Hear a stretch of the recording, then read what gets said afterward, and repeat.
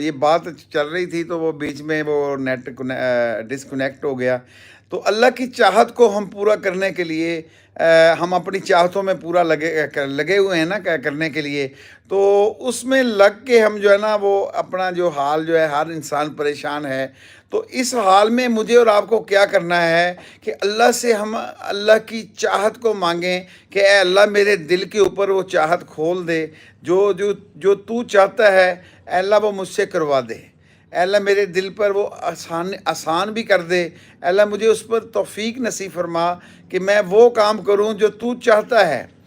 अगर ये बात हम ऐसा करेंगे तो अल्लाह हमारे दिलों पर खोल देगा और हम महसूस करेंगे कि वो ज़ात है जो मेरे साथ है और वो मेरी दोस्त है। वो हमसे अल्लाह वलीयुल्लज़ीना आमनू, वो ईमान वालों का दोस्त है। वो दोस्त है, दोस्त ऐसा नहीं है जैसे दुनिया के दोस्त होते हैं परेशानियों में, तकलीफ़ों में, मुसीबतों में, और कोई ज़रूरत पेश आए तो छोड़ जाते हैं। वो अल्लाह ऐसा नहीं है, वो मतीन है। मतीन, मतीन का तर्जुमा क्या है कि शुरू से लेकर एंड तक लेके जाने वाला। ऐसा नहीं है कि रास्ते में छोड़ जाए, परेशानी आ जाए।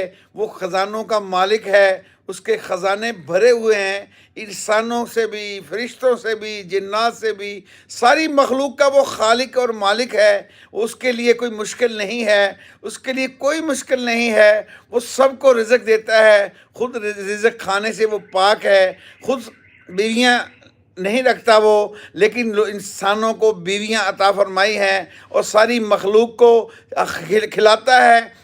खुद खाने से वो पाक है, खुद नहीं सोता। ये कैसी उसमें खूबियाँ हैं, तमाम किस्म की खूबियाँ उस रब के अंदर है। वो जो चाहता है करता है, करने में किसी मखलूक का मोहताज नहीं। हम उससे मांगें, ए अल्लाह मेरे दिल पर वो बात खोल दे, अल्लाह मेरे दिल पर ये बात खोल दे कि अल्लाह तू इस हाल में मुझसे क्या चाहता है। ए अल्लाह मेरे दिल पर ये बात खोल दे। ये हम दुआएं करें अल्लाह से।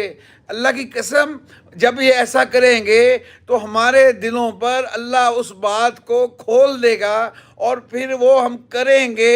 अल्लाह हमें उस हाल के अंदर इत्मीनान क़ल्ब नसीब करेगा और हमें ऐसी खुशी मिलेगी, ऐसी खुशी मिलेगी कि परेशानी हमारे बिल्कुल करीब नहीं आएगी, कोई गम हमारे करीब नहीं आएगा। अल्लाह हमें तौफीक अता फरमाए। वो ऐसी ज़ात है, वो ऐसी ज़ात है जिससे